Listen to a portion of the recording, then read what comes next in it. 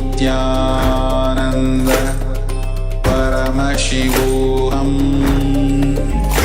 Om Nityananda Paramashivoham Om Nityananda Paramashivoham Om Nityananda Paramashivoham. Now, slowly return to your physical body. Start to wiggle your fingers and toes, your wrists and your ankles, your elbows and your knees. Pull your knees up towards your chest and rock your body from side to side as you return to a comfortable seated position.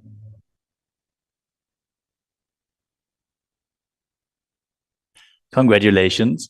You completed the first 108 asanas of the sequence, which are the Pratama Vinyasa Krama.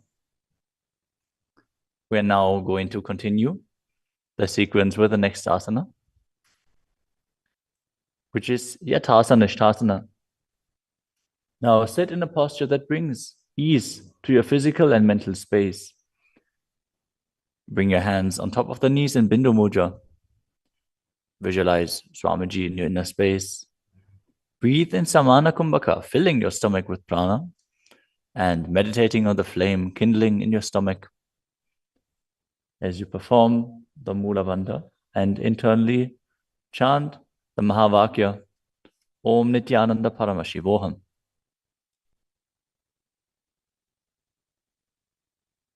पर्यङ्कं तत्समाख्यातं यथासंस्थं यथा स्थितिः. Next up is Samasana. Now sit in a cross-legged position. Keep your hands on the knees with the thumbs and index fingers touching. Take a long, deep inhalation and hold your breath. After exhaling, breathe deeply in and out, visualizing Swamiji and performing the Mula Bandha. इदानीं गर्भिणीनां योगाभ्यासो यथा लघो. Next up is Muktasana. Now place the left foot against the genital region and place the right foot over top of the left. Keep your hands facing down on top of the knees. Gaze to your nose as you visualize yourself as a sage liberated by the Supreme Pontiff of Hinduism in Muktasana. निबीड्य सीविनीं सूक्ष्मां दक्षिणेतरगुल्फतः. Next up is Siddhasana. Maintain the same position as Muktasana. As you switch your gaze to your third eye, visualize Swamiji in your inner space and perform the Mula Bandha. स्थानुसंयमितेन्द्रियो तलदृशा पश्यन् भ्रुवोरन्तरं चैतन्मोक्षकपातभेदजनकं सिद्धासनं प्रोच्यते. The next asana is Siddhi Asana. Now maintain the same position as in Siddhasana. Switch your gaze to the ground in front of you as you engage all Tribandhas and visualize Swamiji in your inner space. वामपादके इडीजानो सीवनिमधितासुकोठानो. The next asana is Rudrasana too. Keep your legs in the same position as Siddhi Asana. Rotate your hands on top of the knees into Bindu Mudra. Switch your gaze to the third eye.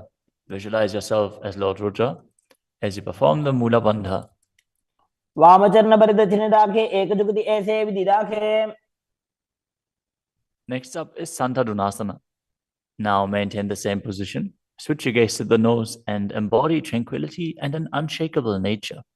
आसन की गुण मन की चंचलता मीटे. Next up is Siddhasana too.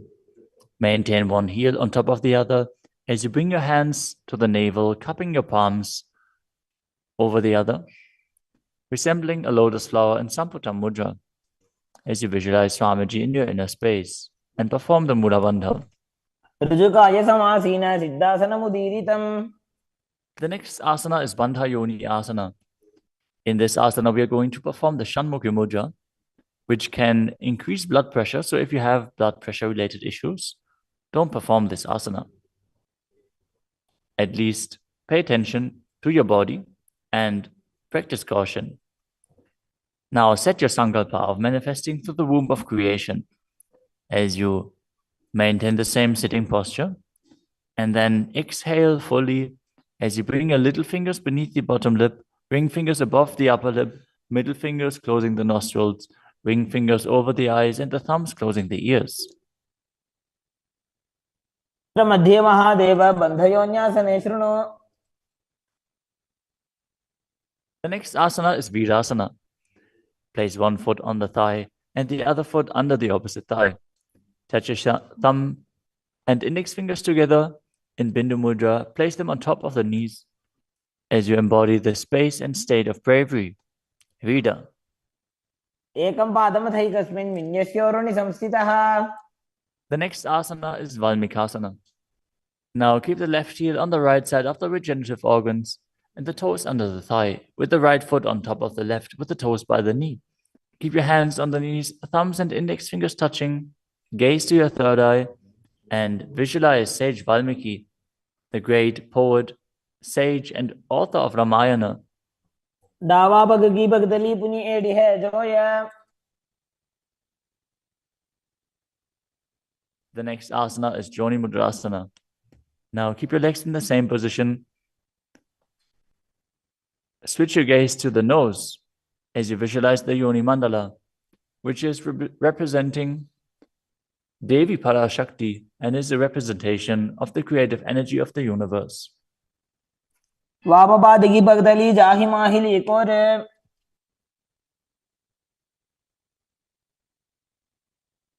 Next up is Yoni Asana. Keep your feet and hands in the same position as you switch your gaze to the third eye and keep visualizing the Yoni Mandala, which is projected on the screen. योन्यासनं पर्वतेन योगं योगफलेनिलम्. The next asana is Bhadrasana 3. As you sit and bring the soles of the feet together, holding them with both hands, bring your knees down towards the ground, gazing to the tip of your nose, visualizing Lord Viravaja in your inner space as you perform Uddiyana Bandha and Mula Bandha. गुल्भौ च वृषणस्यादः सीवन्त्याः पार्श्वयोः क्षिपेत्.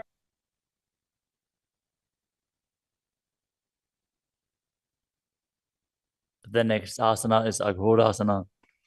Now keep the soles of the feet together, heels at the perineum. Press your tongue up against the roof of your mouth or even higher, if you can, into the nasal tract in Kechari Mudra. Gaze to your third eye. As you cover your mouth with the right hand, close the left nostril with the index finger.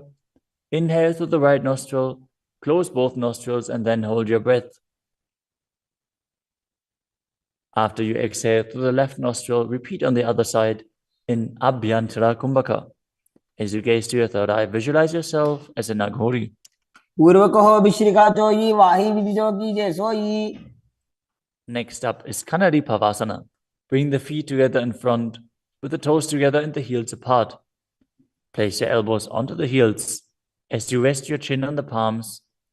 Gaze to the tip of your nose and engage Uddiyana Bandha and Mula Bandha. As you perform Rechaka Kumbhaka, fully exhale and hold your breath in the exhaled state as you visualize yourself as a female elephant drinking water.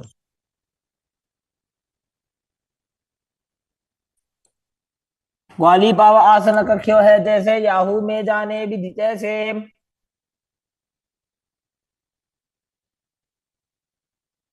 Next up is Padasana. Now sit with the knees raised, arms between the thighs and calves, and interlace your fingers as you lift your feet off the mat. Gaze to the nose and visualize Swamiji in your inner space as you perform the Mula Bandha.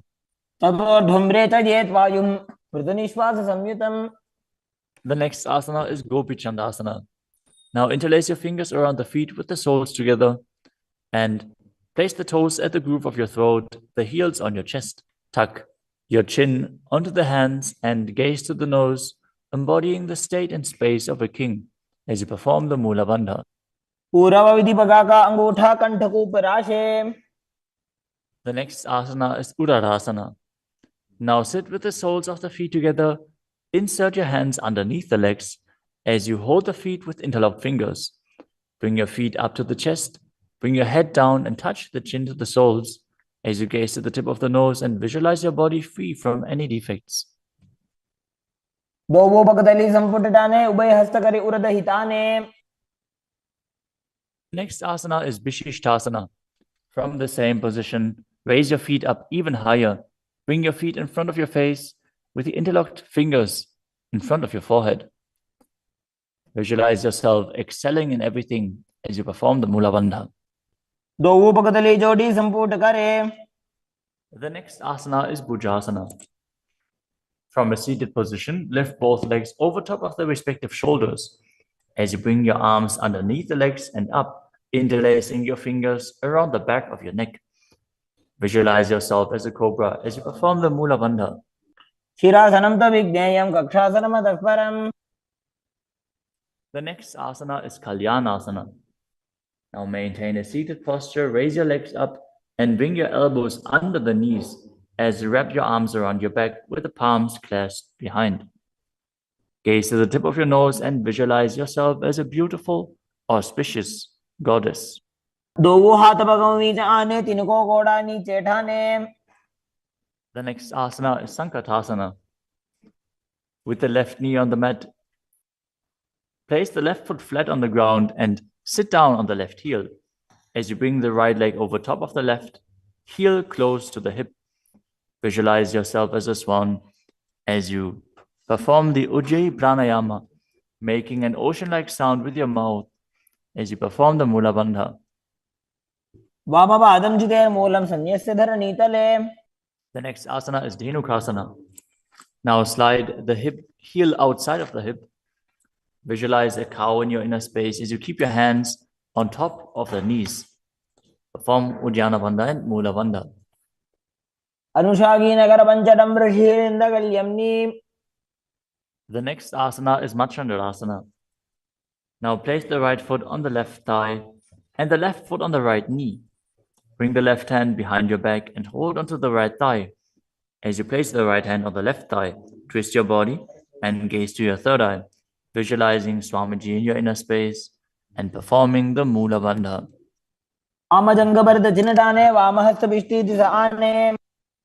Next up is Machandrasana 2.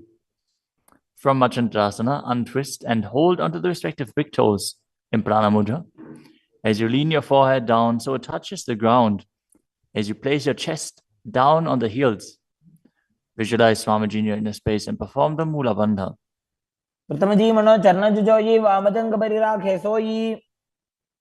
Now interlace your fingers and place them on the top knee.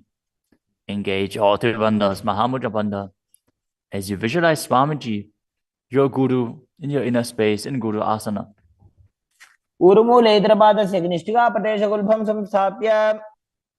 Now again, sit down on the heel, this time on the right foot. As you keep the top of the foot on the ground and interlace your fingers on top of the other knees, visualizing yourself as a swan. Now slide the heel outside the hip. Place both hands on top of the up knee as you visualize a cow in your inner space in Dhenukasana on the other side. Next up is Machandrasana on the other side. Bring the left foot on the right thigh and the right foot on the left knee. Twist your body. Keep one arm behind your back and hold on to the opposite thighs as you gaze to the third eye and visualize Swamiji in your inner space.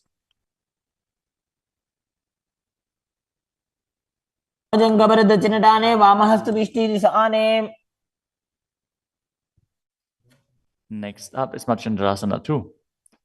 Now hold on to the feet as you lean forward and down, bringing your chest towards the heels and your forehead onto the ground. Visualize Swamiji in your inner space.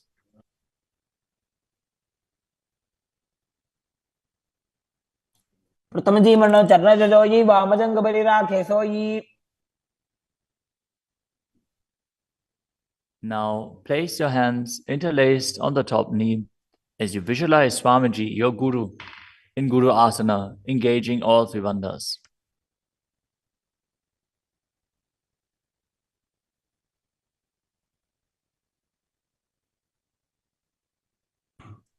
प्रथम जी मन चरण जिजोई वामजंग बलि राखे सोई. The next asana is Pashasana. Now sit with the feet flat on the ground, knees against the chest, with the hands holding onto the opposite knees. Keep your thighs together, spine straight, the tongue pressed against the roof of your mouth in Kechari Mudra. As you gaze to your third eye and visualize Swamiji in your inner space. पादतले भूमो निधाय जान निवृषि निधाय. The next asana is Bodha Shukrasana. As you keep the feet flat on the mat, wrap your arms around the legs and hold onto the opposite wrists. Place your chin onto the knees as you gaze to the nose and visualize yourself being in an abode of bliss.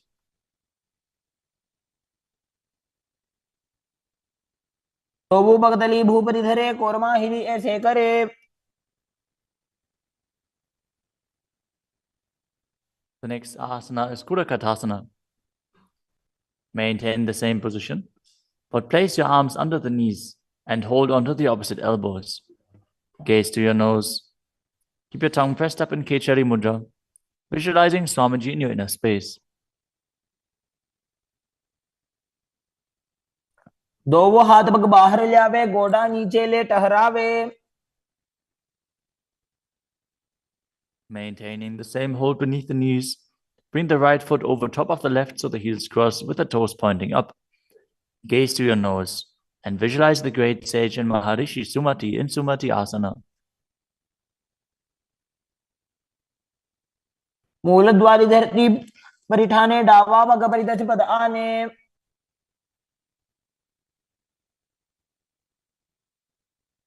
The next asana is Dandasana.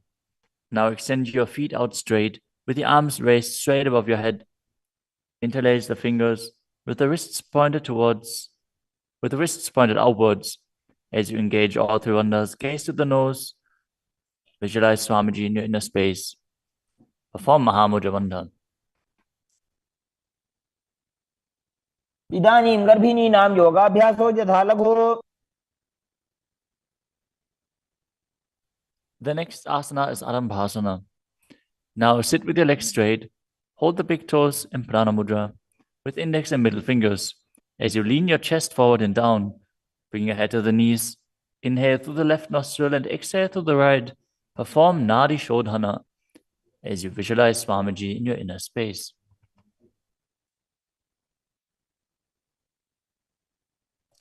दो वो पग मिलीवा पसारी पगा का अंगूठा पकड़ी लीला टगोड़ा लगावे.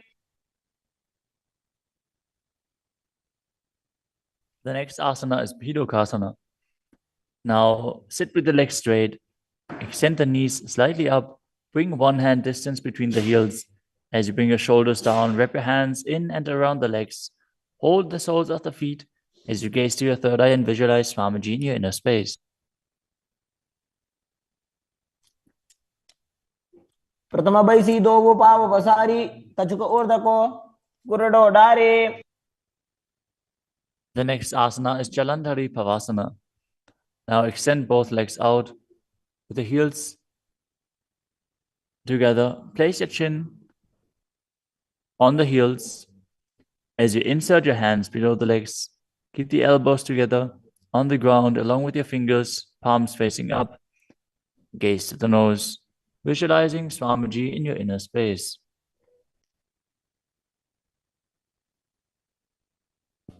दो एड़ी मेली कह दीजिए हाथ पसारी. The next asana is Urdhva Paschimottanasana. As you sit with the legs extended, lift one foot behind the neck. Lean forward and down as in Paschimottanasana. As you visualize Swamiji in your inner space.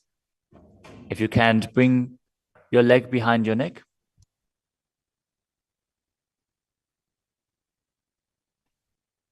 Focus on the prana flowing up from the Muladhara to the Brahmarandha, through the 9 various points within the body. which are the soles of the feet, the regenerative organs, the navel, the heart, the throat, the uvula, the middle of the eyebrows, the forehead, and the Brahmarandra, the crown of the head. Now engage the Mula Bandha as you perform Urdhva Paschimottanasana. पश्चिमतानवत् संस्थितिं कृत्वा एकं पादं ग्रीवायां धृत्वा तिष्ठेत्. The next asana is Anantasana. Now lie on your back, lift the right leg behind the neck. The left hand holds the foot from the top. As you straighten your body, concentrate on the prana moving from Muladhara to Brahmarandra. Gaze to the nose as you visualize yourself as infinite, endless, or eternal, Ananta. उत्तानशयनि एकैकं पादी ग्रीवायां विन्यस्य. The next asana is Ankushasana. From Anantasana, rest on the elbow of the hand holding the foot. Concentrate on the prana flowing up as you gaze to the nose and feel in complete control. उत्तानशयित एकैकं पादं ग्रीवायां विन्यस्य. The next asana is Drushasana. Lie down on the back as you bring your knees to the chest. Encircle your thighs and calves with your arms as you rock your body from side to side, visualizing Swamiji in your inner space. उत्तानशयनं जानुनि हृदयवष्टम्भ. Now bring the other leg behind your neck. Repeat Urdhva Paschimottanasana on the other side. Again, if you can't bring your leg behind your neck, just pull it up as high as you can and then lean forward. Hold on to the foot. पश्चिमतानवत् संस्थितिं कृत्वा एकं पादं ग्रीवायां धृत्वा तिष्ठेत्. Now with the leg still behind your back, straighten your body, lay on your back, hold onto the foot with the opposite hand as you gaze to the nose and visualize yourself as being endless. उत्तानशयनि एकैकं पादी ग्रीवायां विन्यस्य. Now roll onto your elbow and feel in complete control in Ankushasana.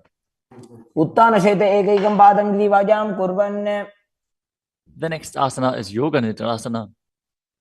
As you lie on your back, lift your legs one by one up behind your head. Hold your hands behind your back as you gaze to the nose. Visualize Swamiji in your inner space and focus on the upward flowing prana. पादाभ्यां वेष्टयेत् कण्ठं हस्ताभ्यां पृष्ठबन्धनम्. The next asana is Atmadhammasana. While laying on your back, raise your legs towards your head, wrap your hands around the legs and interlace your fingers behind your neck. Gaze to the nose as you visualize Lord Vishnu blessing you from within.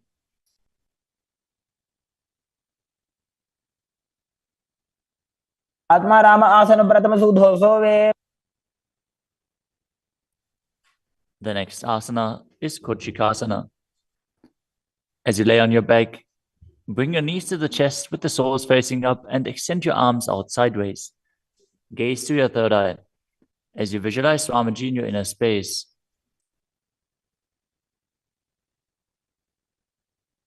हाथ सीधा सा करे 300 उभय सभा करे.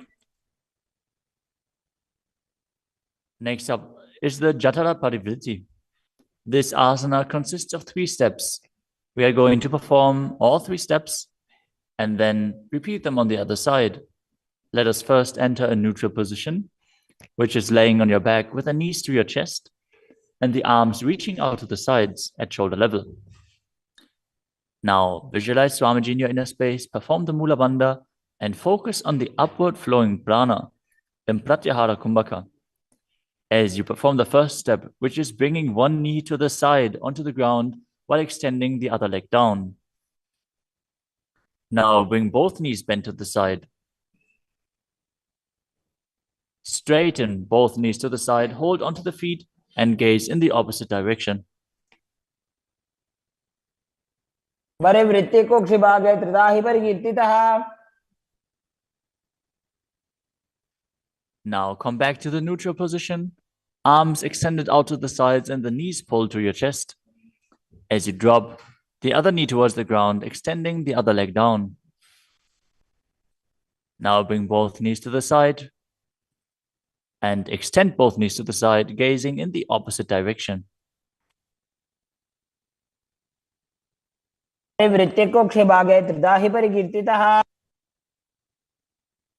Next up is the Dvipadapitam. As you lay on your back, bend your knees and place your feet flat on the ground. Hold onto your ankles and lift your hips up, gazing to the nose and visualizing yourself as sturdy as a bridge. As you start breathing in the Murcha Kumbhaka, as you keep the Jalandhara Bandha engaged while exhaling, force the air out through the throat lock gently. This will bring about a state of swooning in the yogi. Perform the Mula Bandha as you do so.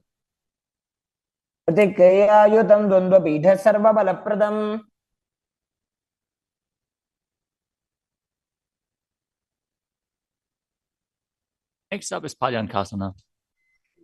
Laying on your back with the feet flat on the mat, bring your arms over your head and place your hands flat on the mat as well, with the fingers pointing towards your feet. Lift your entire body up off the ground as you visualize yourself as sturdy as stone furniture. Breathe through your nose in Sahaja Kumbhaka as you perform the Mula Bandha.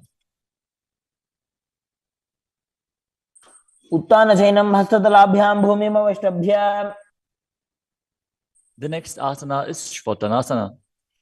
Lay on your back with the knees to your chest. With the hands on the respective shoulders, move your hips in a circular motion and visualize that you're a dog playfully laying on its back. Perform the Mula Bandha as you do so.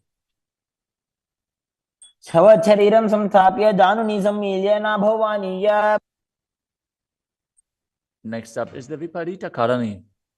Lie supine, raise your hips and legs up as you extend your hands down on the mat below, helping you balance your body as your legs are raised up. Move your legs in a circular motion as you visualize Swamiji in your inner space and keep Jalandhara Bandha and Mula Bandha engaged.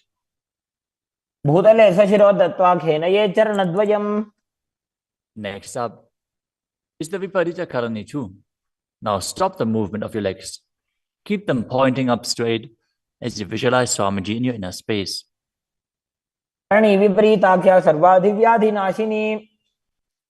Next up is Langdalasana.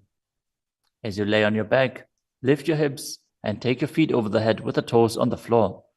Stretch your hands out on the ground behind your back. Clasp your palms, rest on your neck and shoulders as you visualize yourself as a plow. Breathe in Mocha Kumbhaka with Jalandhara Bandha and Mula Bandha engaged.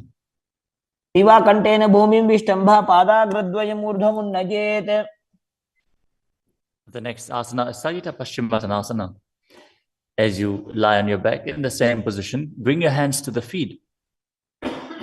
Pull your thighs to the chest and hold on to the toes as you keep your arms and legs straight. This is one of the 84 different asanas revealed directly by Lord Paramashiva himself. Visualize Paramashiva as you perform Jalandhara Bandha and Mula Bandha.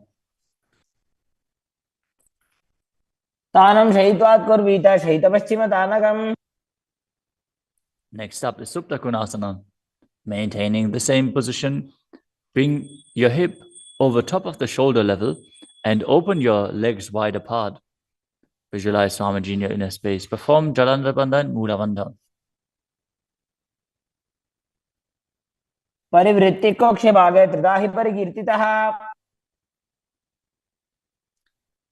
The next asana is Chakrasana. Now bring your legs over top of your head, toes on the ground, hold onto the ankles of the feet, and roll onto your back, keeping your legs straight. Visualize yourself as a chakra, a wheel, as you perform Jalandhara Bandha and Mula Bandha.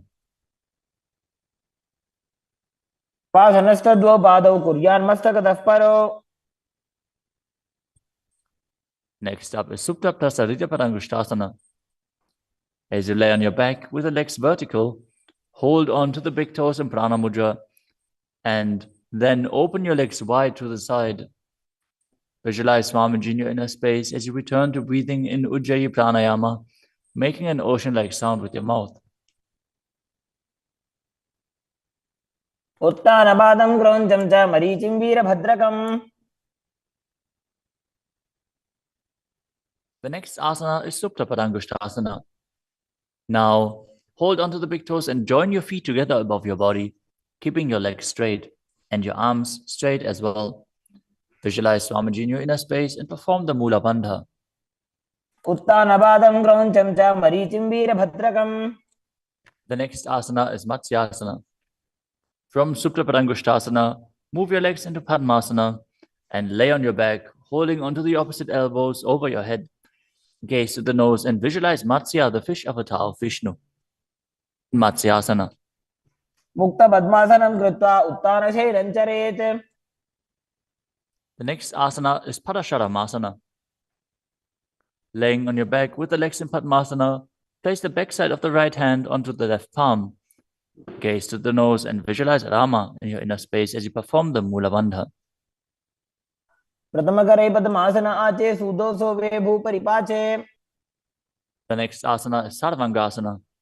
While laying on your back, legs in Padmasana, lift your hips and legs up.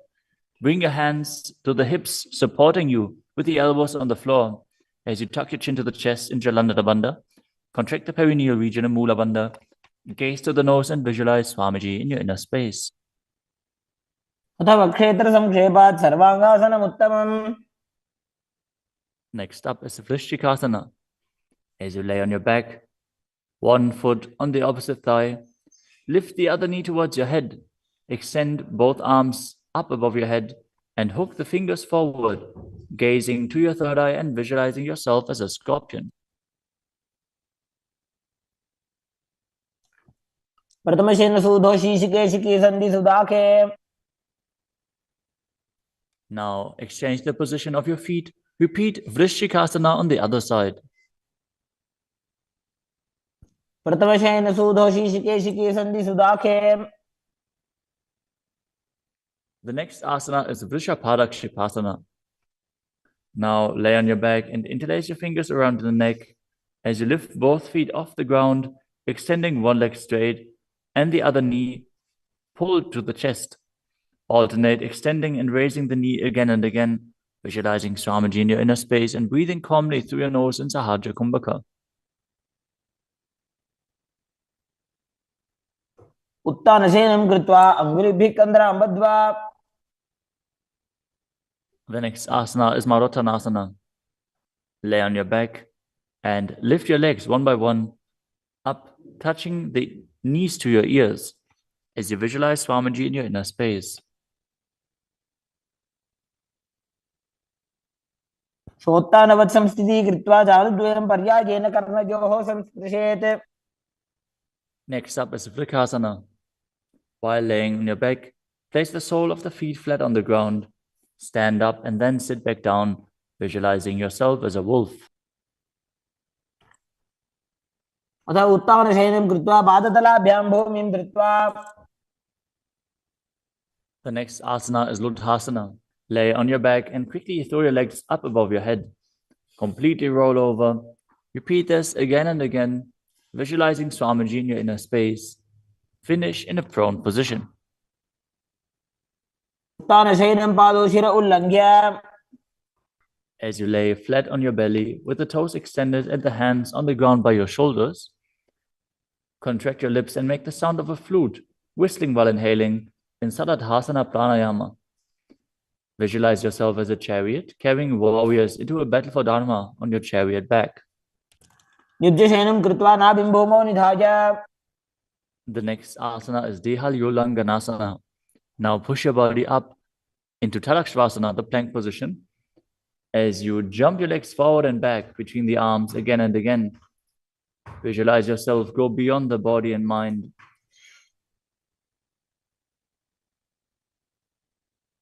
हस्तद्वयं बद्ध्वा तन्मध्यचरणद्वयम् उड्डानैव बहिरानीज्य. The next asana is Jatyasana. From a standing position, bend forward and place your hands on the mat, walking back and forth as you visualize yourself as a wise 60-year-old elephant. अथ जात्यासनं वक्ष्ये येन जातिस्मरो भवेत्. Next up is the Luritika Karana.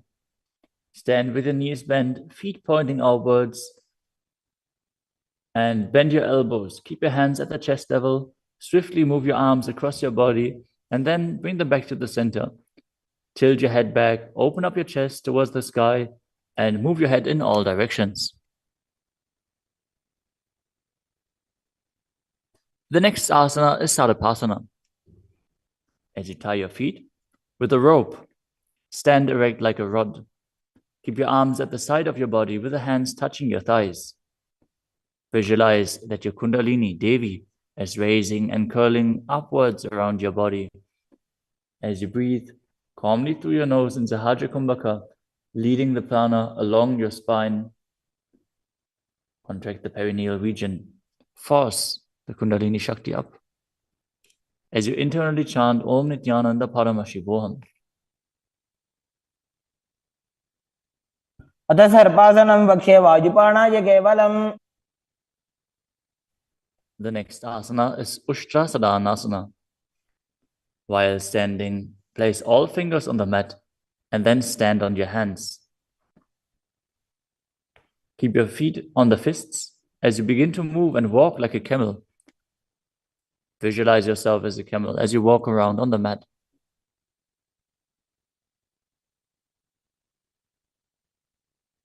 मुष्टिकनिष्ठिकाप्रदेशेन भूमौ निधाय उपरिपादतले संस्थाप्य. The next asana is Ashvasana. Maintain the same position. Walk around on the hands as you visualize yourself as a horse.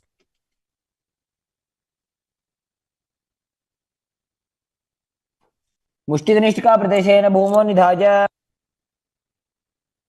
The next asana is Kapota Nitakasana.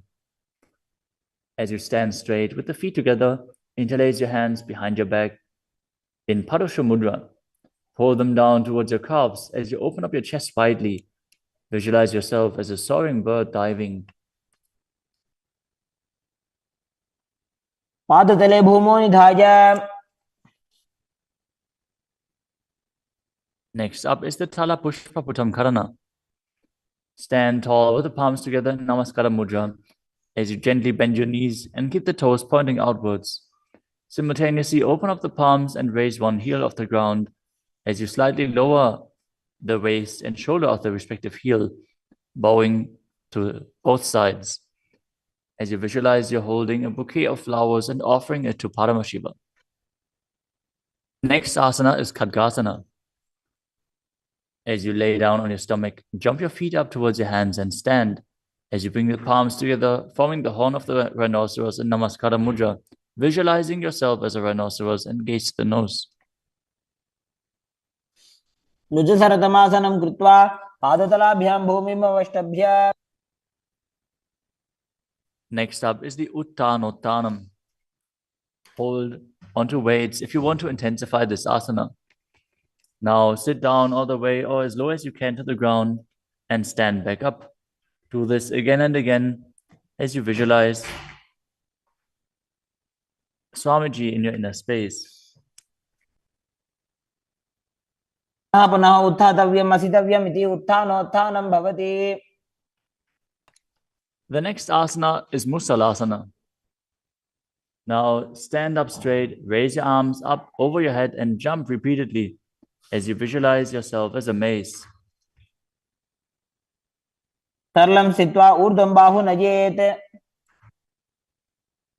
The next asana is Utshesakasana. From a standing position, pull the sole of the foot towards your chest, while with the other leg sit down and stand back up. Alternate on both sides. As you gaze to the nose and visualize Swamiji in your inner space. एकैकं पादतलं कुक्षौ निधाय. Next up is the Parshva Karana. Now stand and keep one leg slightly bent with the toes pointing to the side. Bend and lift the opposite knee towards your chest, pointing the toes downwards. Keep your arms holding the knee with a hand in a fist as you place the other hand on top of the respective thigh with the fingers pointing inwards. The next asana is Tandavasana. You can hold weights to intensify this asana. Visualize yourself fiercely dancing as Lord Shiva As you stand on one leg with the opposite leg extended forward, lower your body down to the mat and then stand back up straight. एकेन पादेन स्थातव्यं ताण्डवासनं भवति. The next asana is Brahmanasana. Now place one foot onto the opposite thigh as you stand erect on the mat like a rod. Keep your hands by the sides, visualizing yourself being blessed by Lord Brahma. ब्राह्मणासनमावक्ष्ये यत्कृत्वा ब्राह्मणो भवेत्. The next asana is Garudasana 3. Stand tall and wrap the left leg over and around the right knee as you tuck the left toes on the other side of the right calf. Simultaneously cross the left arm below the right and bring the palms together in Namaskara Mudra in front of your heart as you visualize yourself as Lord Garuda. उत्तानकूर्मपीठं च संहिमस्गारुडमेव च. The next asana is Ekapadasana. Now bring the leg to the other thigh as you keep the hands hanging down by the sides towards the knees. Visualize Swamiji in your inner space. दक्षाङ्घ्रिं वामपादस्य जङ्घोपरि निधाय च. The next asana is Dhruvasana. Stand on the right leg and hold onto the big toes of the left foot as you straighten the left leg out to the side and visualize yourself as the North Pole star as you rotate on the standing leg. एकेन हस्तेन दण्डरूपस्य एकस्य पादस्य अग्रं धृत्वा. The next asana is Trivikramasana. Stand on the right leg and lift the left foot behind your neck if you can. Then stand tall.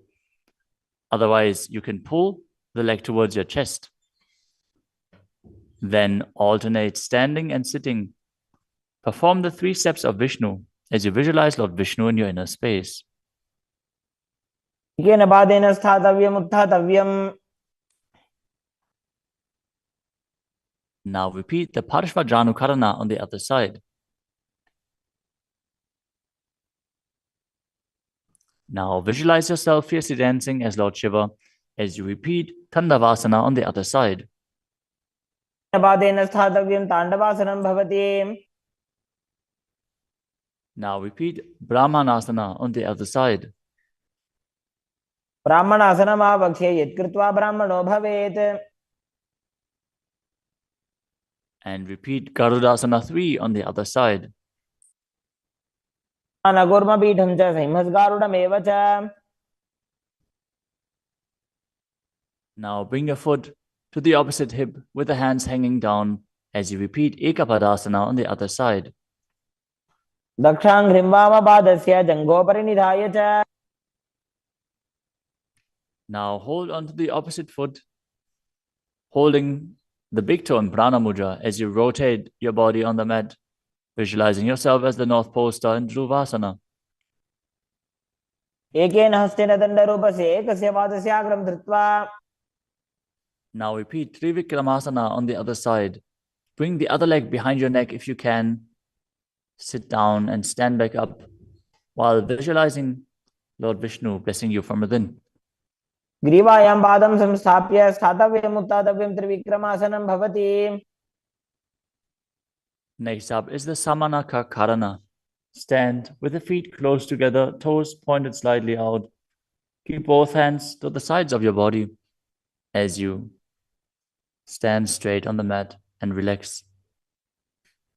After this intense asana practice, this intense sequence, breathe deeply as we enter into the final 100 asanas of the sequence.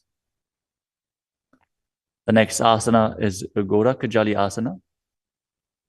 Stand erect and then bend forward. Bring both hands underneath the knees and make a finger lock in Padusha Mudra as you sit in a squatting posture and then let the finger lock touch your navel. Visualize Sage Goraknath, the founder of the Natha Yoga Hindu Sampradaya, as you perform the Jivachala Kumbhaka, forcefully moving the retained prana up and down within your body and throughout your limbs, along with the mind. Perform the Mula Bandha as you do so and internally chant Om Nithyananda Paramashivoham.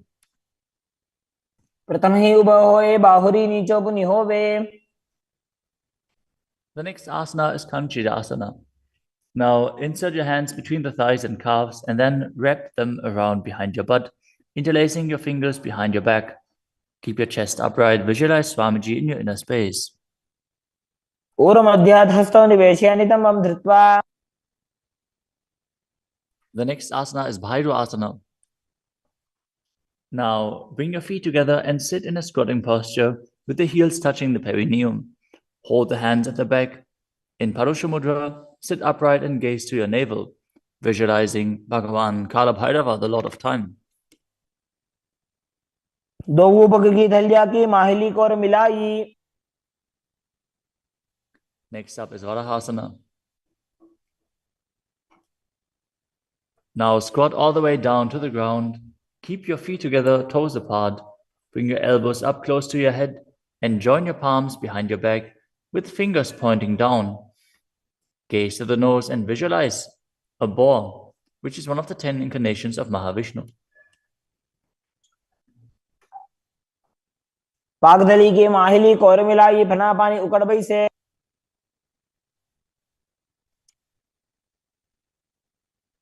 The next asana is Tripitasana. With the heels touching, bring your hips to the same level as your knees. Let your hands hang down. Hold on to the big toes in Prana Mudra as you visualize Swamiji in your inner space and perform the Mula Bandha. पार्श्वद्वयसं मील्य स्थित्वा नितम्बं जानुप्रदेश आनीय. Next up is Bakasana. Now place your hands on the mat, fingers wide, and place your knees onto the back of your arms with the eyes forward. Lean forward and down, lifting your feet off the ground as you visualize yourself as a crow.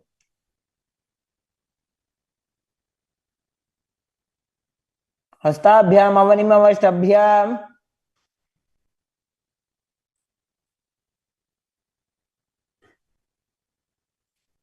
The next asana is Sushtanga Kapali Asana. Now kneel down, head on the ground, with the palms spread for support. Raise your body on your head and place your legs into Padmasana as you gaze to the nose and visualize Swamiji in your inner space. आसन को गुण कपाल आछो होई. The next asana is Guptasana. Lower your body down onto the mat and sit in a kneeling position.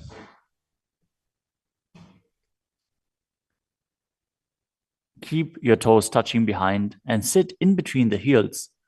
As you place your hands on the knees, sit straight and gaze to the nose as you visualize you are sitting in the secret seat with Paramashiva and Guru. ध्यानोर्वोरन्तरे पादौ कृत्वा पादौ च गोपयेत्. The next asana is Vrikshasana too.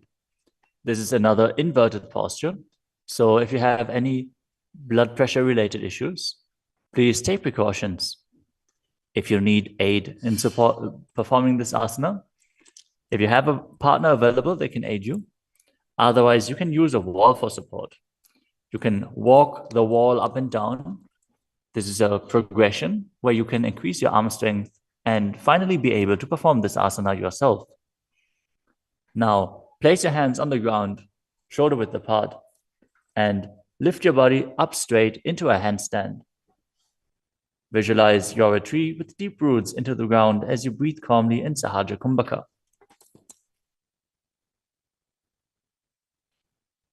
सप्तचक्रक्षालनाद्य vrikshasana विशेषकान्. Next up is Shiva Asana. Move your hands closer together and again enter the handstand posture. Visualize Tejas energy is flowing to your third eye. As you gaze up to your third eye, the Tejas energy will rejuvenate your body. दो उपग जोड़ी माही Gulf मिलाए. The next asana is Matsyasana too. Now visualize yourself as a fish as you enter a plank position. Lower your body down to the mat and push it back up again and again as you engage the Mula Bandha. Nibjam Shayanam Kurparo Parshvabhagayam Urdhakritya. Next up is Sarvasana 2. Lie prone on your belly with the hands on the hips and lift your chest to the left and right, visualizing and moving your body like a snake. Nibjam Shayanam Kritva Hasto Nitambam Samsthapya. Next up is Nidalambanasana. Lay prone on your belly with the hands in Padma Mudra, the lotus mudra, holding onto the chin. Keep the toes pointing backwards, feet together, as you feel self-supported and completely independent. Karabhyam Bangajam Kritva Tishtet Kurpara Yasudhihi. The next asana is Chaturasana. As you lay on your stomach, place your hands flat on the mat in front. Straighten your arms and bend your knees. Bring the feet towards the upper back and lift your head and chest up, visualizing yourself as an umbrella protecting your guru from the sun rays. Ardhyasanavastitva Hastadalabhyam Bhumim Vashtabhyam. The next asana is Vajrasana.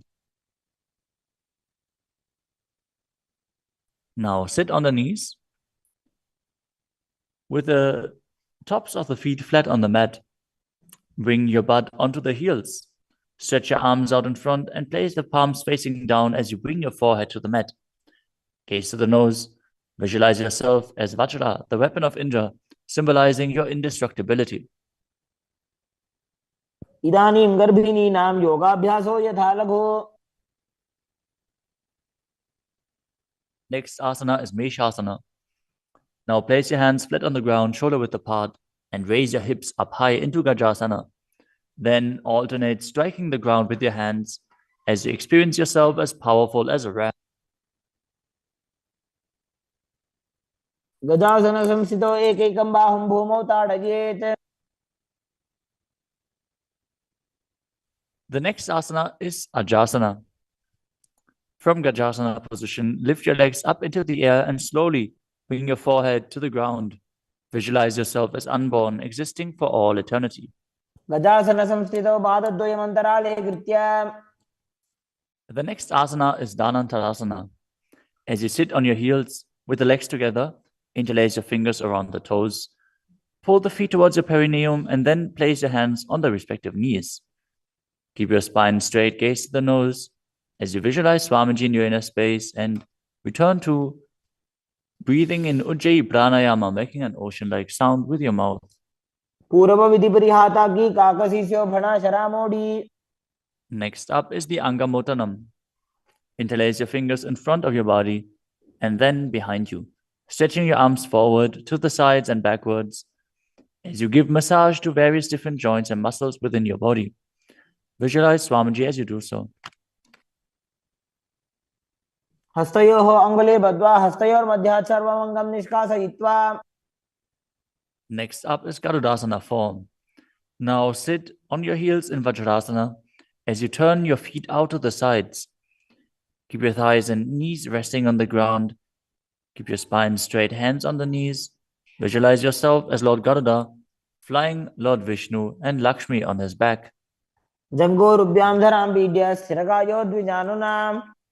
Next up is Ananda Mandirasana. Now sit with your legs folded back, the toes pointing backwards, the knees wide, with the hands below the ankles. Keep the front of your buttocks on the ground as you gaze to your third eye and visualize yourself residing in the blissful space of a temple. Atha Vakshe Veeranatha Ananda Mandirasanam. Next up is Mandukasana 2. Now sit with the knees wide, the feet overlapping on top of your ankles. Keep your hands underneath the knees, gaze to the nose, and visualize yourself as a frog as you perform Uddiyana Bandha and Mula Bandha.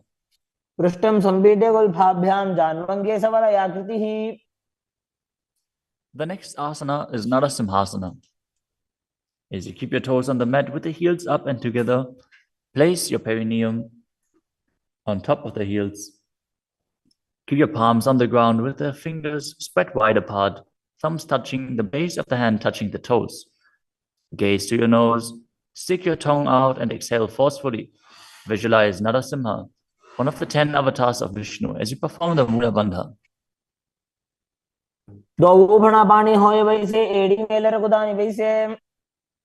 The next asana is Vishrakasana. Sit on the toes and place your perineum on the heels as you separate your knees and place them on the ground.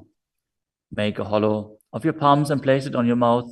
Keep your thumbs under the teeth and close your lips. Gaze to your nose. Inhale through the right nostril and exhale through your mouth as per your capacity in Vishraka Pranayama. Visualize yourself as Devi, presiding over any and all minuscule fears you might have.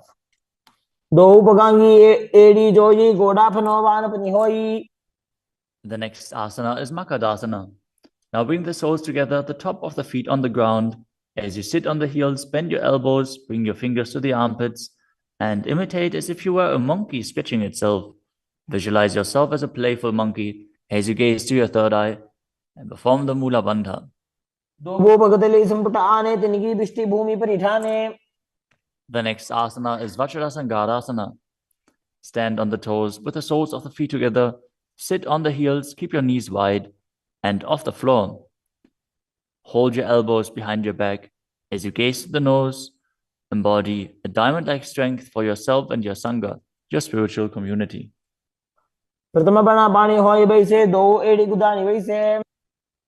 The next asana is Kanjanasana.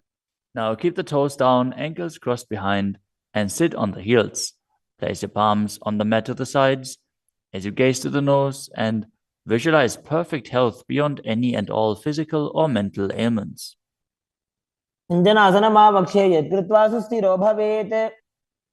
The next asana is Kurmasana, the turtle posture. With your toes flat, cross your feet and place your perineum onto the back of the heels. Keep your knees wide and on the floor. Rest your hands on the knees.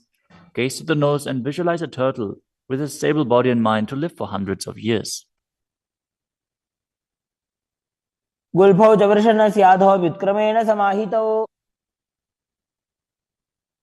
The next asana is Yogasana. With the toes flat, cross your feet and place your perineum onto the back of the heels. Gaze to your nose and visualize Swamiji in your inner space.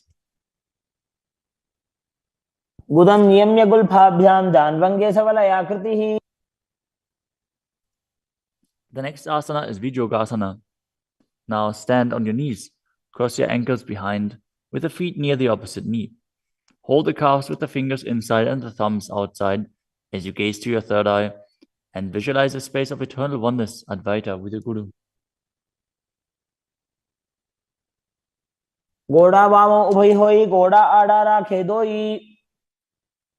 The next asana is Ushtrasana 2. In a kneeling position, bend backwards, hold your ankles with your hands and keep your arms straight. Push your hips forward and tilt your head back as you visualize yourself as a camel.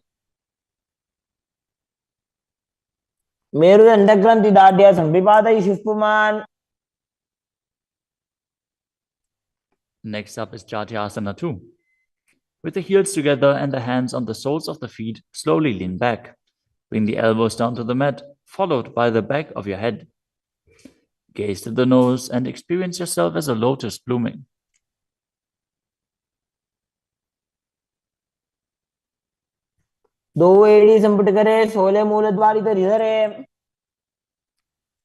Next up is Viratasana. Sit on the knees with the thighs and calves together. Lean back and touch your back to the ground. Then rise back up. Do this again and again as you visualize the healing and liberation of all causal, subtle forms of your body. Gaze to the nose and perform the Mula Bandha.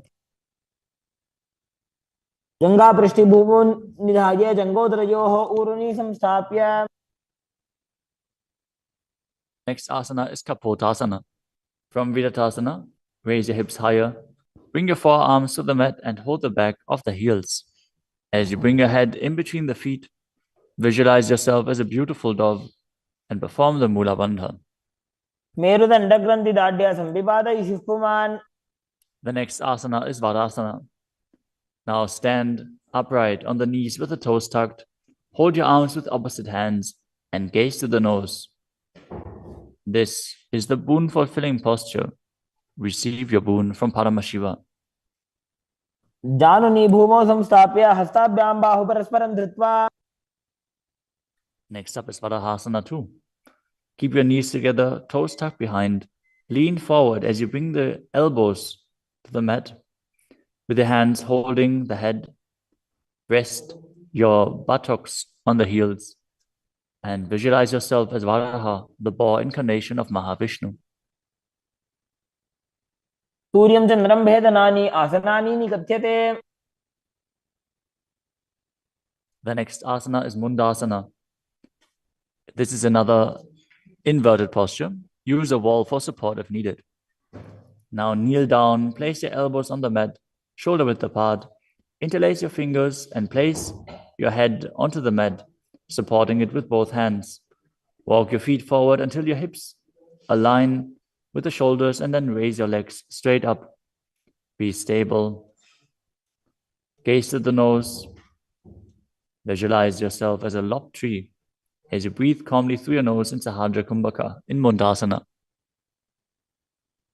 अधो मुंडासनं वक्षे सर्वेषां प्राणिनां सुखम्.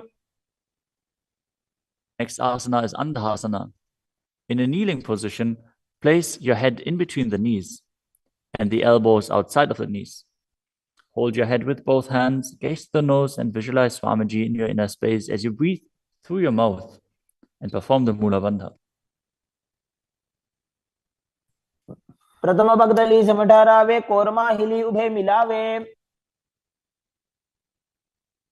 The next asana is Viparita Shalabhasana. You can hold weights to intensify this asana. As you lie on your belly with the arms extended straight out, lift your thighs, arms, and chest off the ground. Visualize yourself as a locust and perform the Mula Bandha.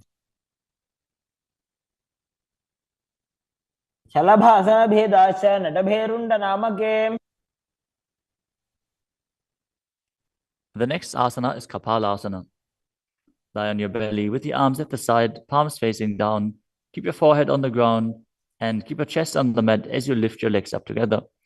Visualize yourself as a skull, representing the mind with purified thoughts and the strong will to attain enlightenment. कपालं भूमो निधाय ऊर्ध्वं पादौ नयेत्. The next asana is Akasha Kapotasana. As you lay on your stomach, keep your hands by the sides and lift your legs up over your head. As you slowly place your feet on the mat in front of your head, keep the palms flat on the mat behind, visualizing yourself as a free and open dove. As you breathe in Sahadra Kumbhaka and perform the Mula Bandha. उष्ट्रासने स्थित्वा चरणौ भूमेरुत्थाप्य. The next asana is Chatakasana. As you sit on your knees, bring the chest down so the navel touches the knees and keep your hands and elbows flat on the ground.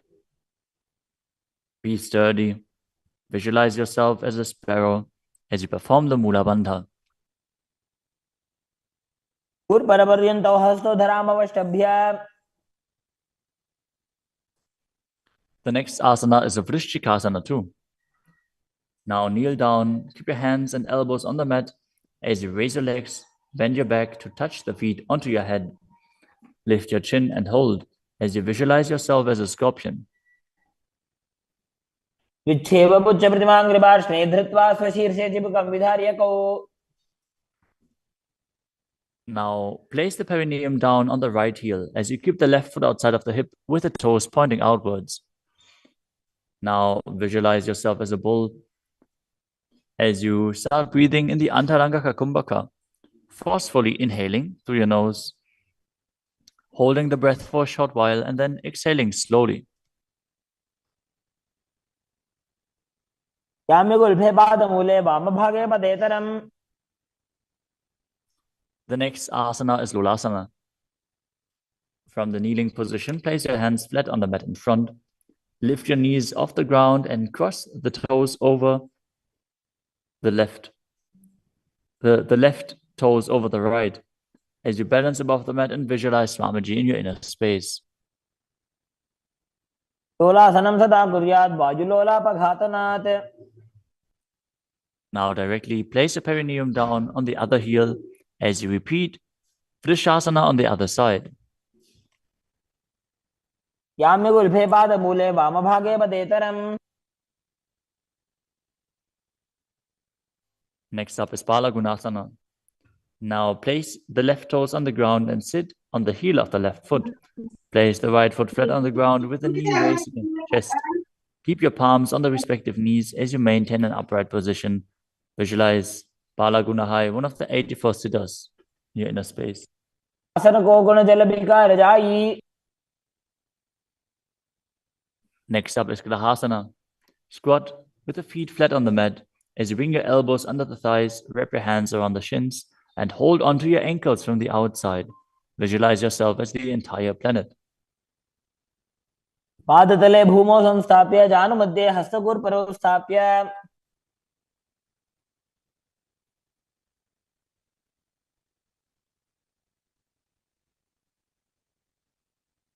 Next up is Balagunasana on the other side. Visualize Balagunahai, one of the 84 siddhas in your inner space. आसन को गुण जल बिकार जाई. Next up is Utkatasana. You can use weights to intensify this asana. As you squat on your toes with the heels up, the knees off the mat, place your perineum onto the heels and your hands on the respective knees. Keep your spine upright, visualize Swamiji in your inner space and perform the Mula Bandha. विजास विजोस्येद ऊर्वजानु यत्रासने पादतलद्वयोपरि. Next up is Vajrasangarasana 2. Now sit on the toes with the perineum on the heels, the soles of the feet together. Keep the knees wide and off the ground as you hold the opposite elbows behind your back. Gaze forward as you visualize Swamiji in your inner space. प्रथम प्राणापानी होए जैसे दो एड़ी गुदानी वैसे. The next asana is Anilasana. Now squat or sit with the feet hip-width apart, with the hands under the soles of the feet from the inside, palms facing down. Keep your arms straight, elbows at the navel, and gaze to the nose as you visualize you are able to consume and live off of air alone. दो हाथ भूमि पर ठाने कहनी जाड़ी ना भी लगाने.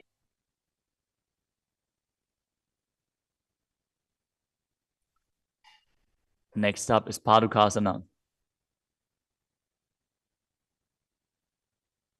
Now place the back of your hands on the mat with the fingers facing towards your body. Step the feet on top of the hands with your hands wrapped around the feet like a shoe. Start walking around on your mat as you visualize you're wearing padukas walking across India. हस्ततलयोः पादतले कृत्वा.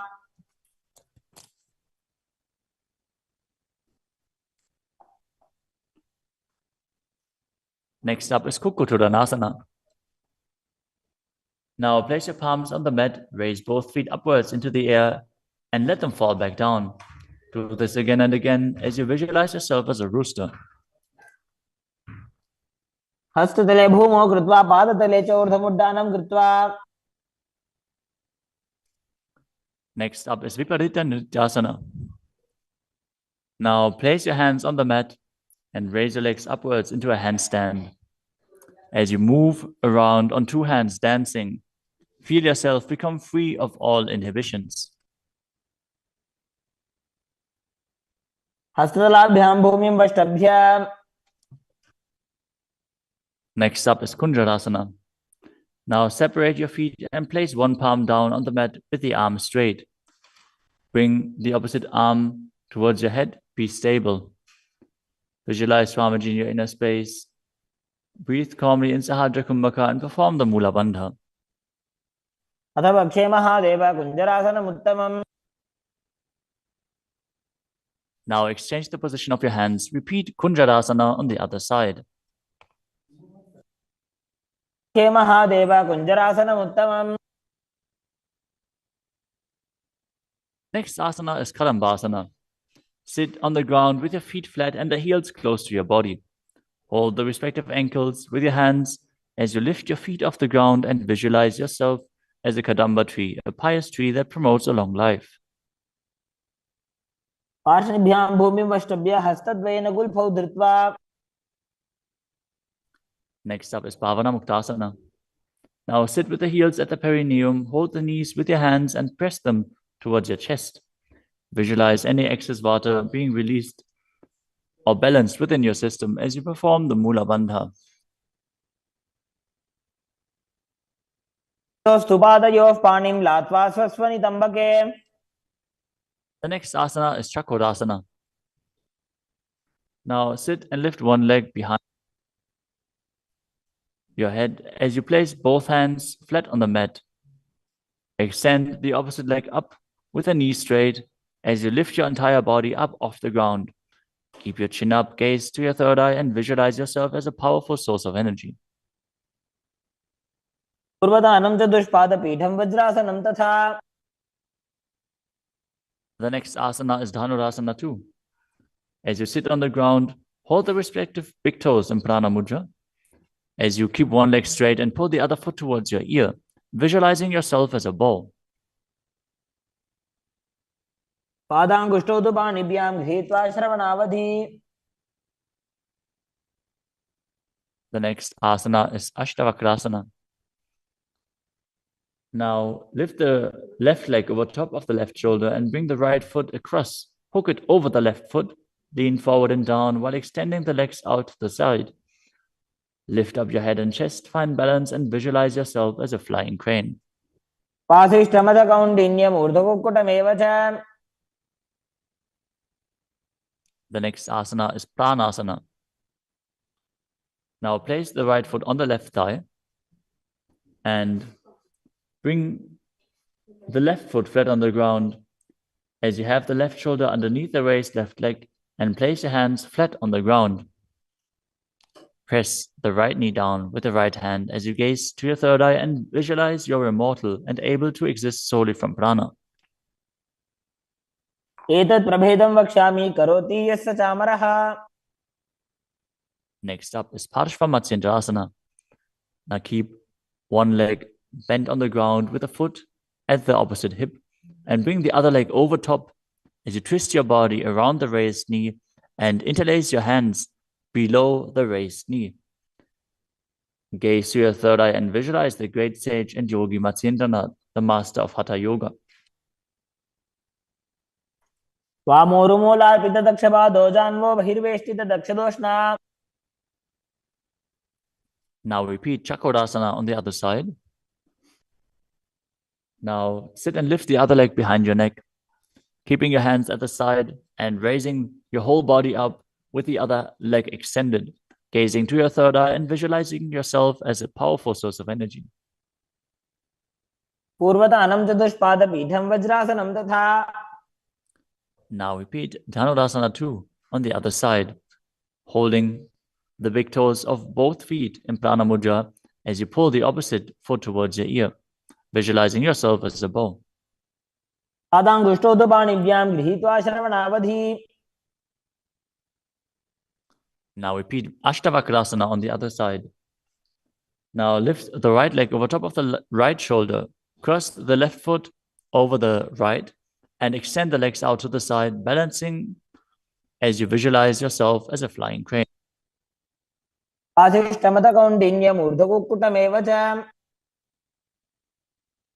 Now repeat Pranasana on the other side. Bring the other foot over top, shoulder underneath, push the knee down and place the other one on the ground as you visualize yourself being immortal and able to exist solely from prana.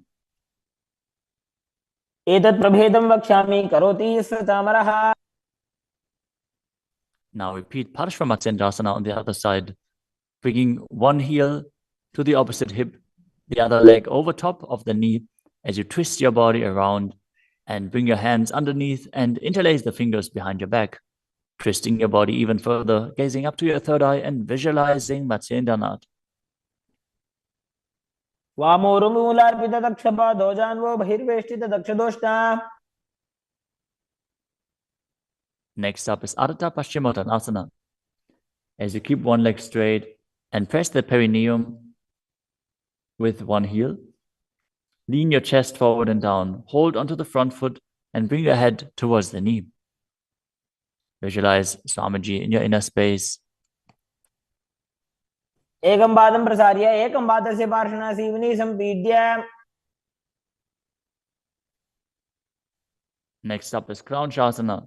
Now place your left ankle outside of the hip, hold the sole of the right foot and lift the leg up towards your forehead. Keep the knees straight. Visualize yourself as a crane as you engage the Mula Bandha. उत्तानपादं क्रौञ्चं च मरीचिं वीरभद्रकम्. Now repeat Ardha Paschimottanasana on the other side, keeping the opposite heel against the perineum, leaning forward and down. Perform the Jiva Chala Kumbhaka, moving the prana up and down within your body. एकं पादं प्रसार्य एकं पादस्य पार्श्वनासीवनी सम्पीड्य. Now repeat Kranchasana on the other side. As you bring the other heel outside of the hip, extend the opposite leg up, holding the foot with the knee straight, visualizing yourself as a crane. उत्तानपादं क्रौञ्चं च मरीचिं वीरभद्रकम्. Next asana is Swastikasana. Now sit with the soles between the thighs and calves. Keep your spine straight, the palms resting on the knees. Gaze to the tip of the nose and embody peace, well-being, good fortune, and prosperity as you visualize a swastika. तानूर्भोरन्तरे सम्यक् कृत्वा पादतले उभे. Next up is Gorakshasana. As you keep your feet in the same position, cover your heels with the respective hands. Tuck your chin to the chest and gaze to the tip of your nose, visualizing the great sage Goraknath as you perform Jalandhara Bandha and Mula Bandha. तानूर्भोरन्तरे पादौ उत्तानो व्यक्तसंस्थितौ. Next up is Pakasana 2. Now bring the left heel to the perineum and the right foot on the left thigh. Visualize Swamiji in your inner space. Meditate on Arihanta, the Enlightened One. As you gaze to your third eye, perform the Mula Bandha and re-enter the Shanmukhi Mudra once more. As you exhale, close your eyes with the index fingers, nose with the middle fingers, mouth with ring and little fingers, the ears with your thumbs. वामपार्श्वौ गुदौ संस्थाप्य दक्षाङ्घ्रिवामजगने. Next up is Yogasana 2. As you keep your feet on top of the opposite knees, place your hands on the ground beside your body with the palms facing up. Keep your spine straight, gaze to your nose as you visualize Swamiji in your inner space. Start breathing in Kakachantra Kumbhaka, rolling up the tongue and keeping your mouth in the shape of the beak of a crow. As you inhale through the rolled up tongue, cooling down your body. उत्तानौ चरणौ कृत्वा संस्थाप्योपरि जानुनोः. Next up is Urdhva Kukutasana. Now rotate your hands next to your body and push your body off the mat, visualizing yourself as a rooster.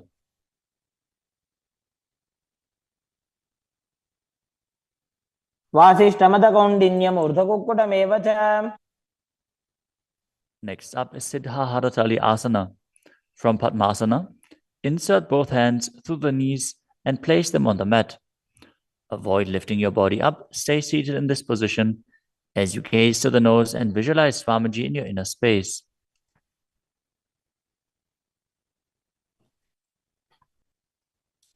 प्रथम पद्मासन को करे हस्तदो गोकोडासन दिधरे.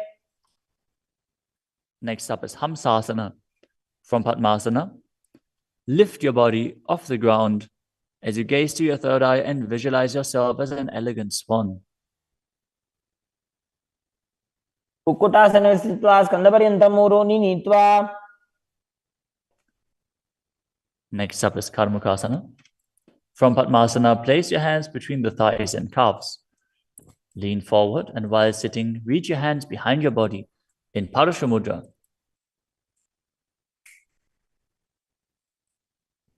As you bring your forehead to the floor, gaze to the nose, visualize yourself as Lord Shiva's bowl.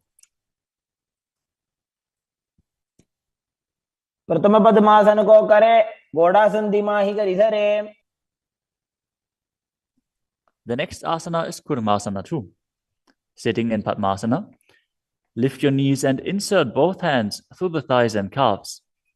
As you bend your elbows and hold onto the respective shoulders with your hands, visualize yourself as a turtle, having a stable body and mind to live for hundreds of years. By जंग पर दक्षिण बावा, दाई जंग पर by लियावा. The next asana is Granthi Bedasana. From Padmasana, insert both hands through the thighs and calves. Bend your elbows, hold the respective shoulders, tuck your chin to the chest, gaze at the nose, and rejoice, knowing you're in Shiva's secret knot posture. अथ वक्षे नीलकंठाकृति भेदासनं शुभम्.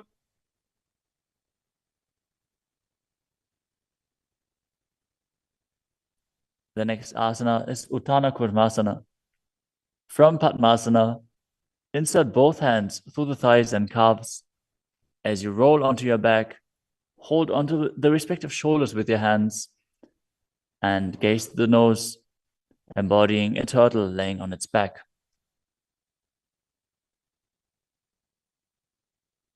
Kukkutasana बंधस्थं कराभ्याम धृतगंधरम्. Next up is Pangukukutasana. From Padmasana, place both hands through the gap of the thighs and calves. Place one hand flat on the mat and hold its wrist with the other hand. Lift your body up off the mat, balancing on one arm as you visualize yourself as a rooster and perform the Mula Bandha.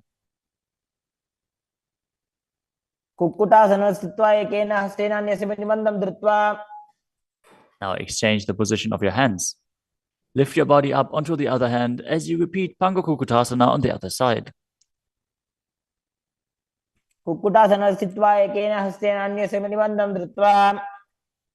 The next asana is Gridrasana. From Padmasana, place your elbows on the toes, interlace your fingers, and rest your chin on the knuckles. Keep your thumbs pressed to the throat as you visualize you have gone beyond all greed and covetous.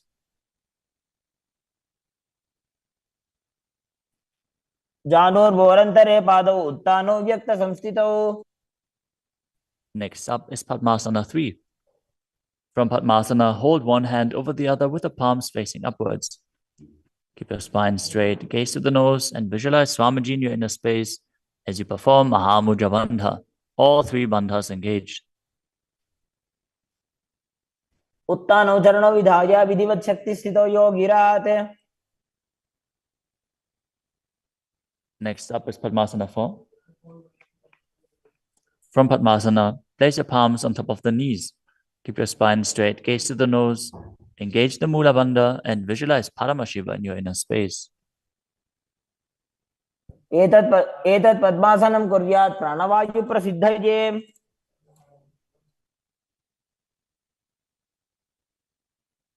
Next up is Karmakasana 2. From Padmasana, keep the left hand on the left knee and hook the right hand around the big toes in Prana Mudra with index and middle fingers. As you pull your elbow back as if you're pulling a bowstring, moving the big toe in a circular motion. Visualize yourself as Pinaka, Lord Shiva's bow, as you repeat the movement on the other side as well. वक्षे योगपूरक रक्षणात्. Next up is Karmakasana 3. From Padmasana, cross your arms behind your back and hold onto the big toes in Prana Mudra as you gaze to the nose and visualize yourself as Paramashiva's bow.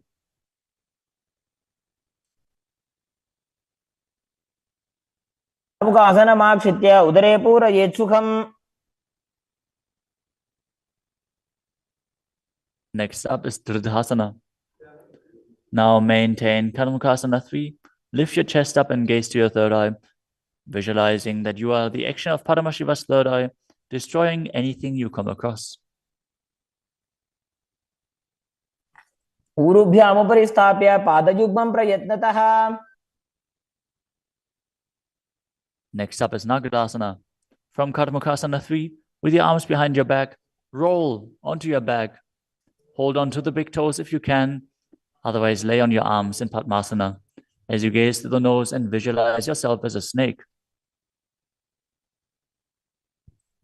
प्रथम पद्मासन को टाने, दो हाथ पाछाने आने. Next up is Kandukasana. As you lie on your back, bend your knees with the feet off the ground. Embrace your knees to the chest, with the head touching the knees. Roll your body up into a ball as you breathe in Sahadra Kumbhaka. Pitrasane sthitva hastabada nishkushya. Next up is Urdhva Pavanasana.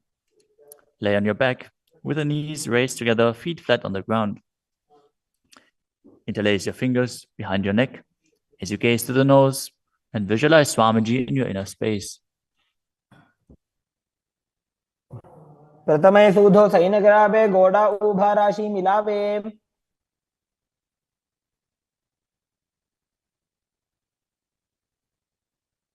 Next up is Marakata Pitasana. Lie on your back and bend your knees as you keep your feet flat on the mat and place the upturned palms underneath your heels. Lift your hips up as you visualize yourself as a powerful alpha ape. Perform the Murcha Kumbhaka with Jalandhara Bandha and Mula Bandha engaged. उत्तानशयनं पादतले उत्तानहस्तयोः स्थापयेत्. Next up is Uttana Shiki Pitakasana. Lie supine and raise your hips up. Support your hips with your hands, placed at the waist, as your elbows bear the weight of your body. Press your chin to the throat, gaze to the nose, and visualize Swamiji in your inner space. जंघोरु बलहीनश्चेत् उत्तानशी पीठकम्. Next up is Nadakasana. As you lie supine, raise your hips and legs up. Bring your hands to the lower back for support if needed, but then place your elbows and hands flat on the mat below. Balance as you visualize traversing Naraka, hell unscathed. ग्रीवाकण्ठेन भूमिं विष्टम्भ. Next up is Tiryanokasana. From Nadakasana, bring your hands to the lower back and keep your elbows on the mat. Raise your legs up vertically and slowly lower and angle them down, keeping your core engaged. Visualize your abode crossing the ocean of samsara. नौकावत् स्थित्वा ऊर्ध्वं पादाग्रद्वयं नजेत्. The next asana is Dvajasana. Now bring your arms back flat on the mat. Keep your legs straight as a flagpole as you visualize yourself as the Kailasa flag, respected across all nations. प्रियन् नौकावते ग्रीवा पृष्ठगोर्परैः भूमिं वष्टभ्य.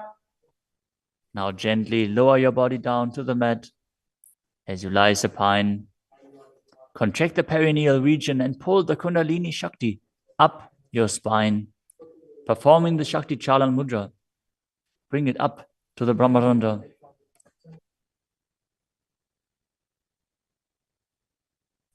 As you completely relax, unclutch from any micro movements of your body and mind, visualize your body as dead and the Supreme Pontiff of Hinduism, Swamiji, is liberating you as you internally chant the japa Om Nityananda Paramashivoham. उत्तानं शववद्भूमौ शयनं तोषवासनं शवासनं श्रमहरं चित्तविश्रान्तिकारणम्.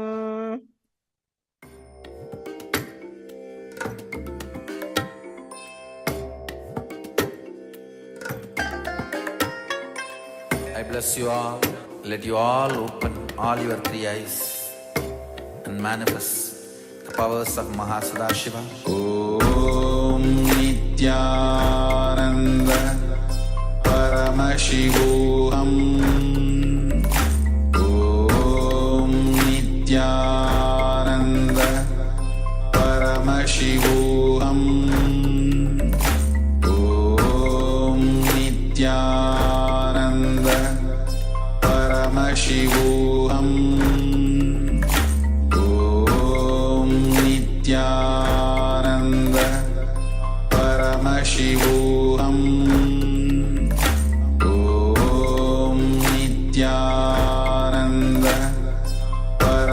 Paramashivoham Om Nityananda Paramashivoham Om Nityananda Paramashivoham Om Nityananda Paramashivoham Om Nityananda Paramashivoham Om Nityananda Paramashivoham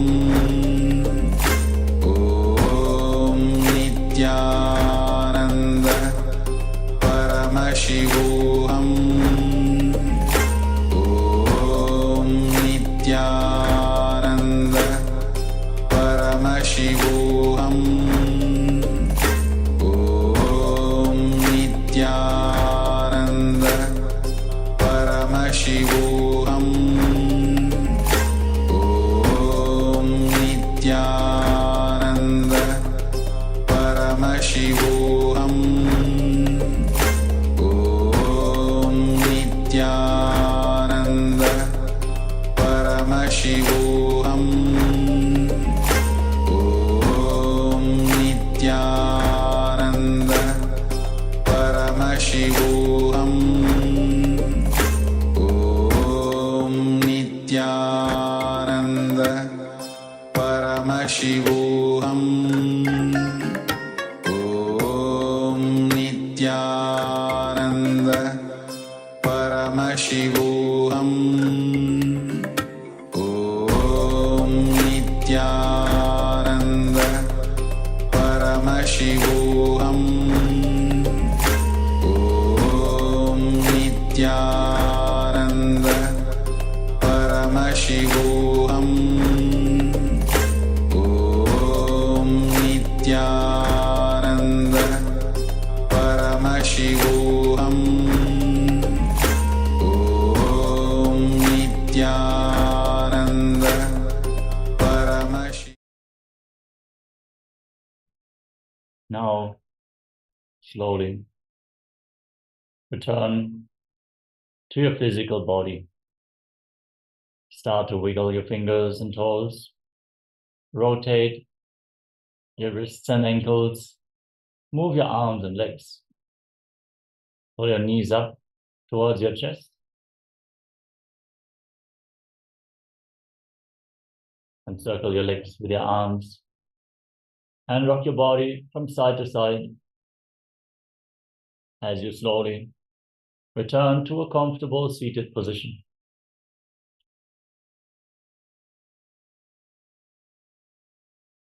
Congratulations, you completed the Dvitiya Vinyasa Krama, the 308 asana sequence of Kailasas in Nityananda Yoga. Thank you all so much for joining us today. And we hope to see you all again tomorrow for another round of Dvitiya Vinyasa Krama. For now, let us all stay tuned and get ready for today's first round of the power manifestation. We're going to perform the power of blindfold reading for level 2 and body scanning for level 1. So get ready. For now, let us all sit with our head, neck, and spine in a straight line. Bring your hands in Namaskara Mudra in front of your heart center. Close your eyes, take a deep breath. Visualize Swami in your inner space. Bow down in deep gratitude as we conclude the session with the Purna mantra. Om Purnamadah Purnamidam Purnat Purnamudachyate Purnasya Purnamadaya Purnameva Vashishyate. Om Shanti Shanti Shanti Hari Om Datsat Sarvam Bhagavat Sri Nithyananda Paramashivoham Namastu. Om Nityanandam. Thank you all. Nityanandam.